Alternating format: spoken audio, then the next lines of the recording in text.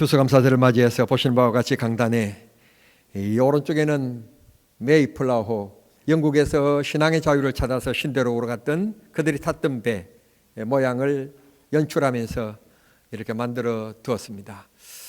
하나님 앞에 감사한다는 것, 어느 누구에게인가 감사할 뿐이 있고 감사하는 마음을 가지고 있다는 것, 그건 분명히 행복이라고 생각합니다. 제가 이 추수감사절 설교를 준비하면서 바울 서신을 한번 이렇게 살펴봤습니다.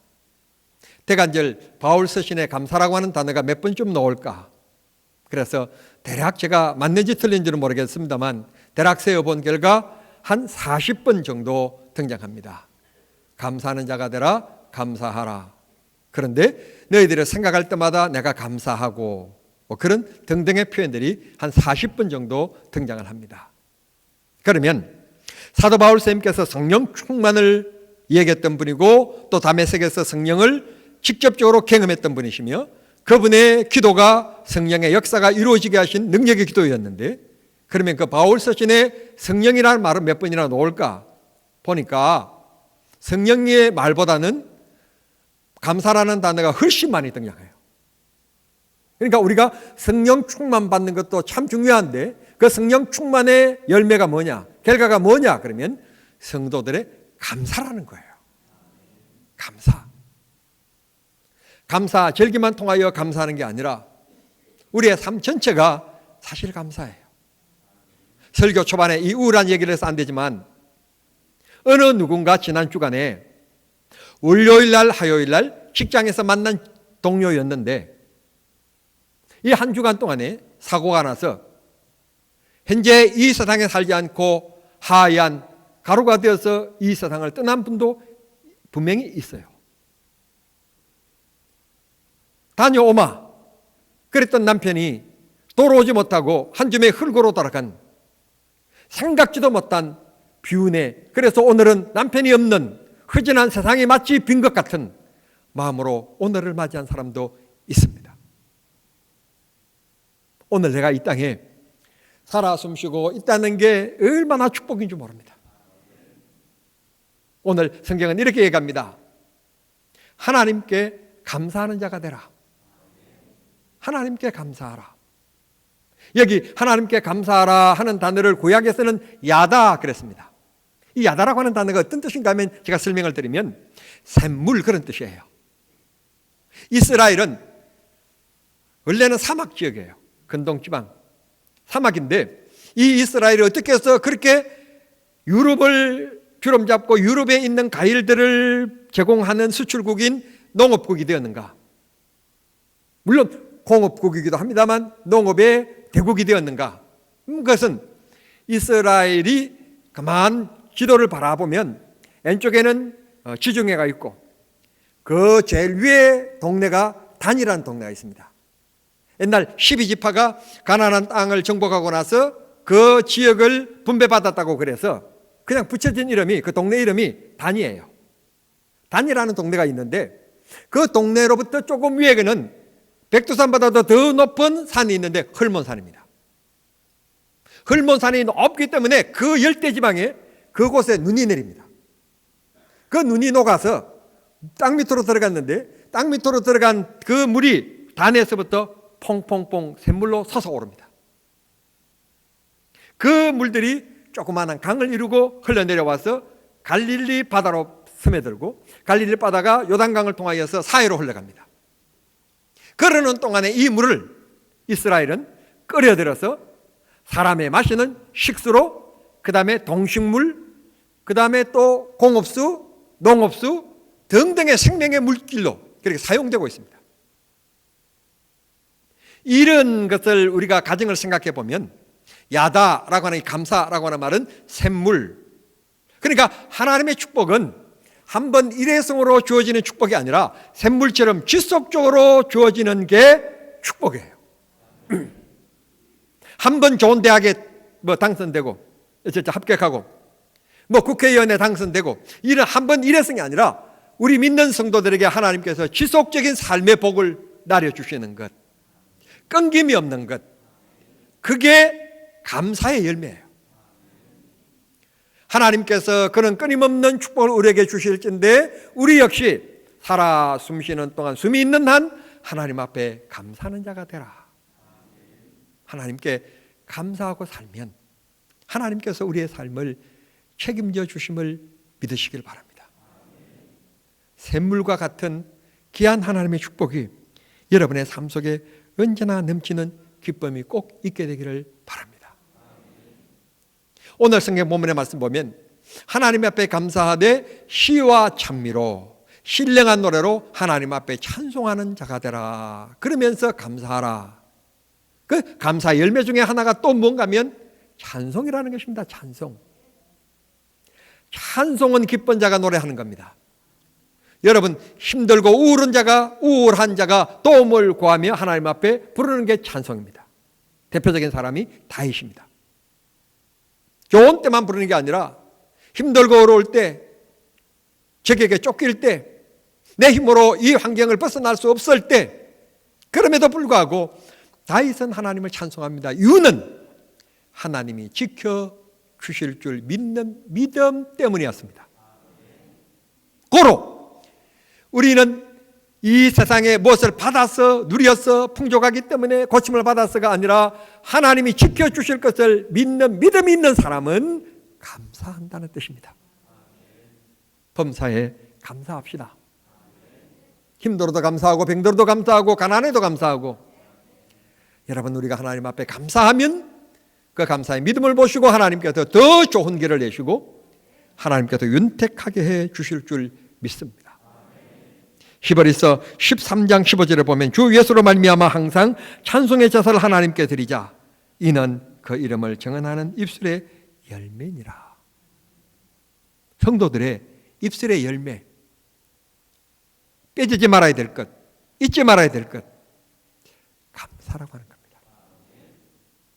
힘들고 어려운 코로나 시대를 맞이했습니다. 다들 힘든답니다. 다들 힘들 거라고 얘기합니다. 세계적으로 지와 자원의 부속자재가 하늘을 찌르듯 오르고 있고, 국가 간에 이제는 경제전쟁이 이미 시작됐지만 이제는 두드러지게 대놓고 시작하고 어려운 때입니다. 대한민국은 지와 자원이 없어서 대부분 87%가 외국에서 수입하는, 그래서 그것을 가공하여서 재수출하는 나라입니다. 외국에서 문을 닫으면 우리는 동남아에서 가장 빈민국으로 추락할 수밖에 없는 환경을 가진 나라입니다.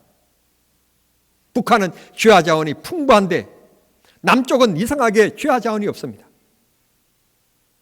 이런 대한민국 위기입니다. 그럼에도 불구하고 하나님 앞에 감사할 것은 기도하는 내가 있는 한, 하나님을 찬송하는 내가 있는 한 하나님이 나 때문이라도 지켜주실 것이다. 우리 교회 때문이라도 이 대한민국을 하나님이 지켜주실 것이라고 하는 믿음이 우리들에게 있기 때문에 우리는 감사하는 겁니다.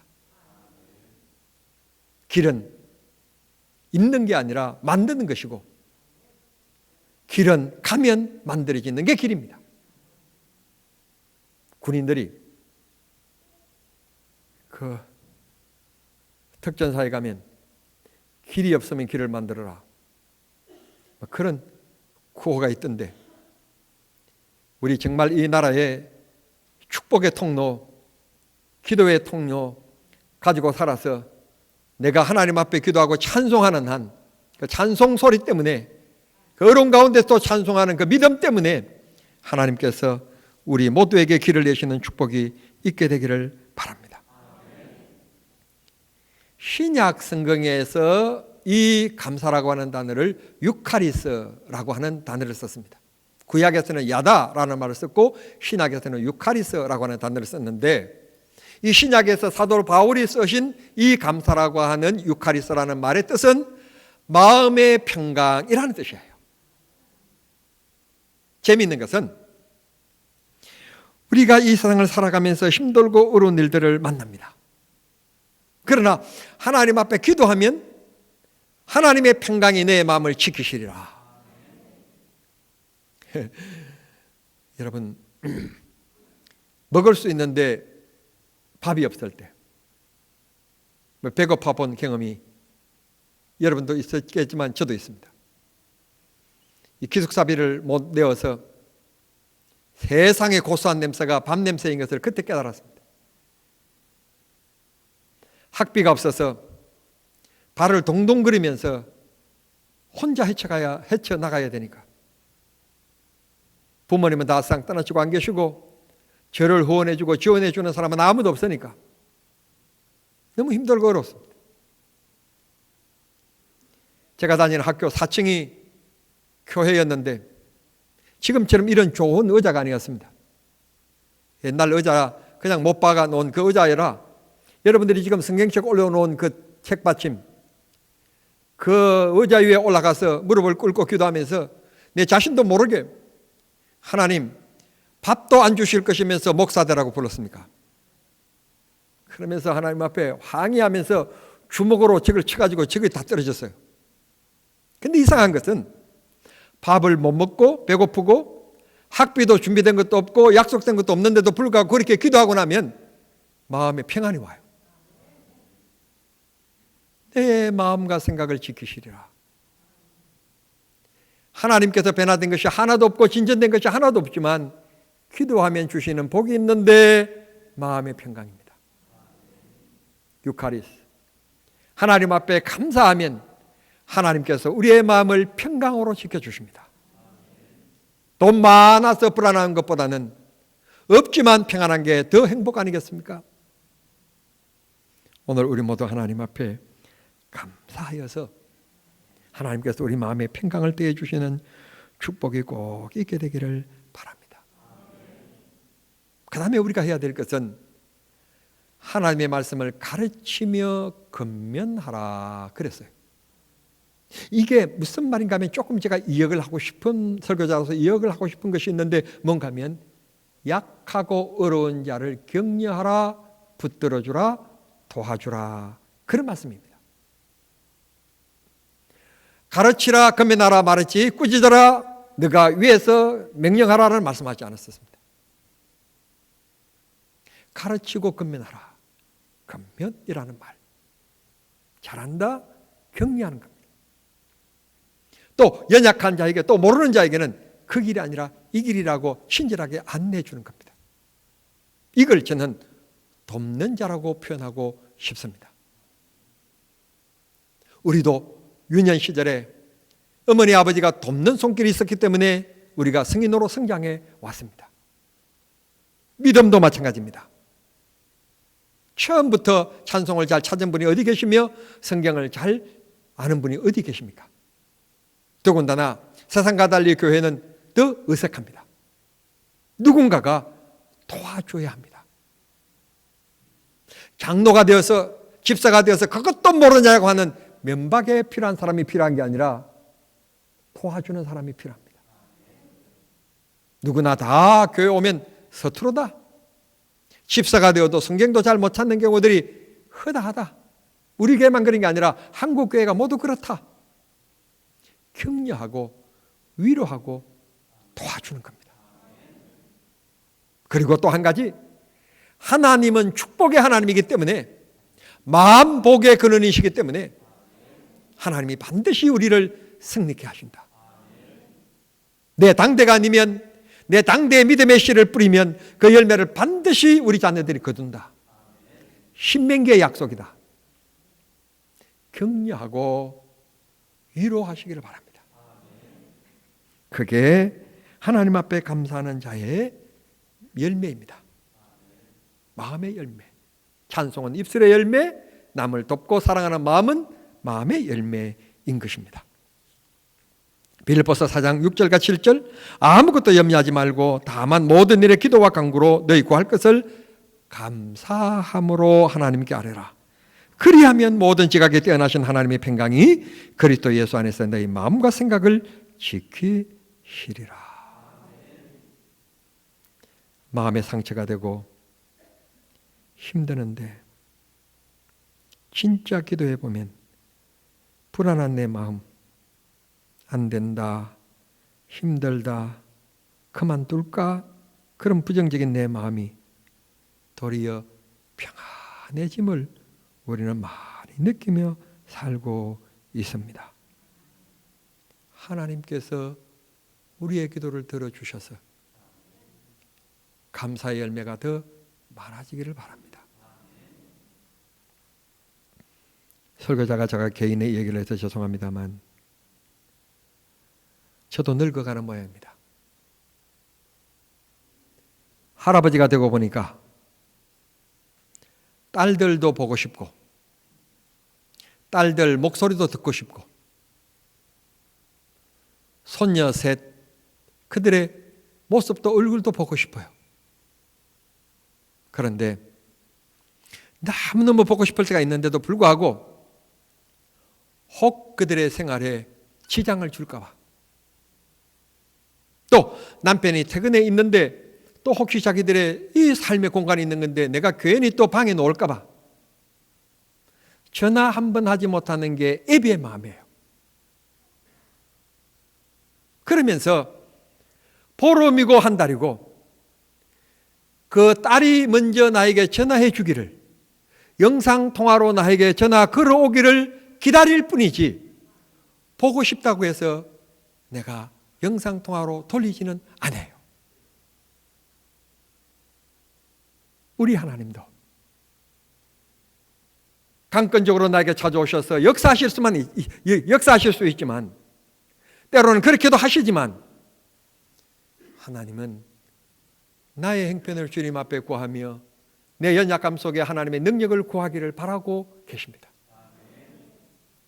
아버지의 이름을 불러주시기를 원하시고 계시고 하나님의 도움이 필요합니다. 내 약함을 주님 앞에 구하기를 원하시는 하나님이십니다. 이게 영적인 열매입니다. 사랑하는 성도 여러분, 잊지 마시고 힘들 때는 하나님 앞에 힘들다고 하십시오. 아플 때는 하나님 앞에 내 마음이 아파요, 아프다고 하십시오. 하나님은 기다리고 계십니다. 마치 대한민국이 너무너무 좋은 나라라 의로움이 있으면 언제든지 부르면 달려가는 119와 같이 내 인생의 119는 하나님의 능력의 손길임을 믿으시길 바랍니다.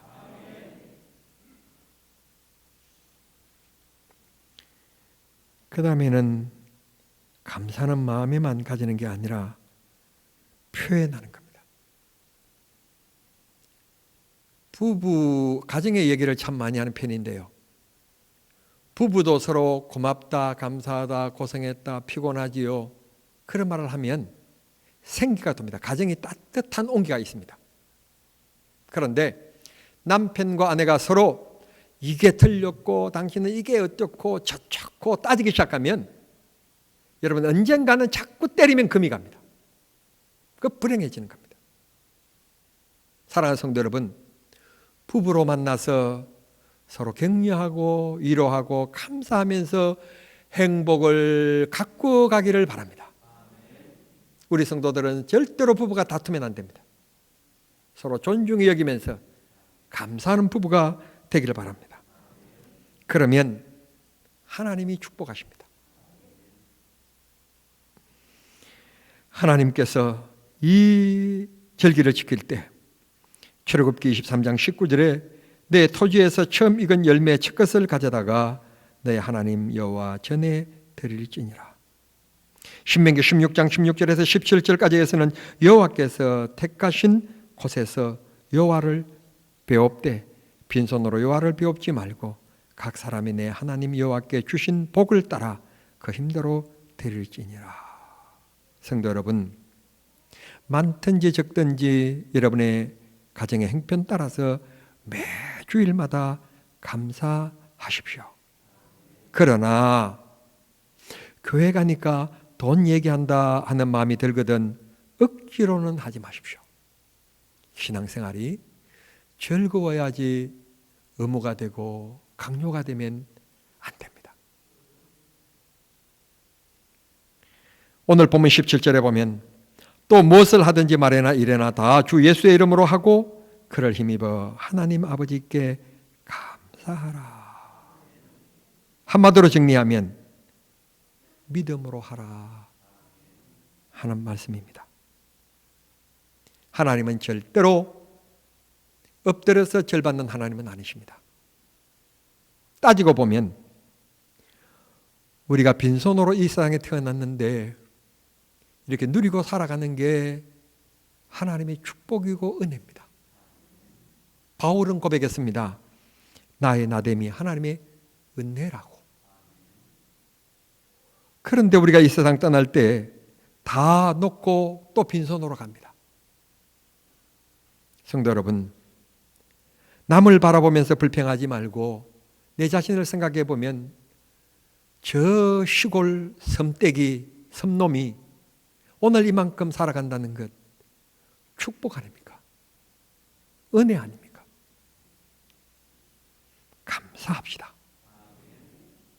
부부도 감사하고, 성도로서 교회에 감사하고, 국민으로서 국가에 감사하고, 또 나 혼자 있으면 어떻게 되겠습니까? 당신이 있음에 감사하고, 감사거리를 찾으면 행복해집니다. 불행, 탓, 원망거리를 찾으면 여러분의 인생은 가시밭길이 될 것입니다. 감사하십시오. 괜히 뭘 좀 아는 척하면서 비평하지 말고요, 감사하세요. 그게 하나님의 축복의 길입니다. 끊임없이 솟아오르는 샘물의 길을 걷는 길이고 하나님께서 마음의 평강의 복을 주는 길입니다. 감사합시다. 억지로라도 감사하다 보면 진정한 감사가 될 것입니다. 우리는 이미 은혜를 입었고 언젠가 누군가 이 세상에 태어나면 모두 다 죽음을 맞이하게 될 텐데 우리 또한 죽음을 맞이할 그날 주님의 품에 안기게 될 것이며 이 세상과 비교할 수 없는 온전하고 영원한 기쁨이 충만한 하나님 나라의 백성으로 살아가게 될 것이니 구원받음에 감사합시다. 속 썩기는 아들이라도 있으니 감사하고 나를 아비라고 생각하고 경제가 힘들다고 도와달라고 손 내미는 아들이 있음도 감사하고 여러분 정말 우리는 감사할 것 찾으면 얼마나 감사할 것들이 많은지 모릅니다. 눈을 뜨는 것 감사하고 살아 숨쉬는 것 감사하고 우리 오늘 즐겨 부르는 은혜라고 하는 찬송의 가사를 제가 좀 인용하고 있는데요. 따지고 보면 은혜 아닌 것이 없고 우리 인생 모두가 하나님의 축복이고 선물입니다. 하나님 앞에 선물의 인생으로서 감사하면서 하나님의 귀중한 축복과 은혜를 누리고 살아가는 우리 정남중앙의 성도들이 다 되실 수 있게 되기를 우리 주님 이름으로 축원합니다. 기도하겠습니다. 하나님 아버지시여, 오늘도 저희들에게 다시 한 번 더 감사를 되새기는 절기를 주시니 감사합니다. 고개를 들기 전에 다시 한 번 더 한 가지 더 하나님 앞에 감사할 것을 생각해 보게 해 주시고 우리가 걸을 수 있음을 감사하고 말할 수 있음을 감사하고 볼 수 있으니 감사하고 생각할 사랑의 마음이 있으니 감사하는 우리가 되게 해 주시옵소서. 고개 숙인 사랑하는 성도님들, 하나님 아버지 몸이 불편한 분들이 있습니다. 아버지여 기억해 주시옵소서.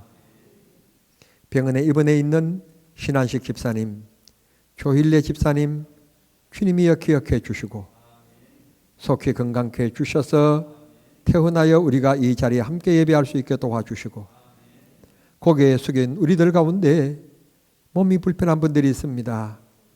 돈을 원하는 것도 아닙니다. 명예를 원하는 것도 아닙니다. 하나님 영광이 하여 살고 싶은데 건강이 힘듭니다.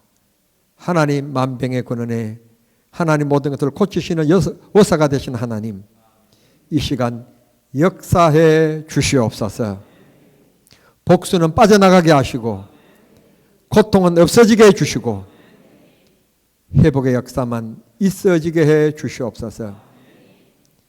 생활에 가시가 있습니다. 사람입니까? 가난입니까? 직장의 문제입니까? 하나님 아버지 가시를 뽑아 주시옵소서. 하나님 아버지 고개를 숙인 살아가는 성도들 정말 감사하는 자가 되어서 하나님 늘 생활의 샘물이 나게 하시고 마음의 주의 평강이 넘치는 생활자가 되게 해 주시옵소서. 예수님의 이름으로 기도하옵나이다. 아멘.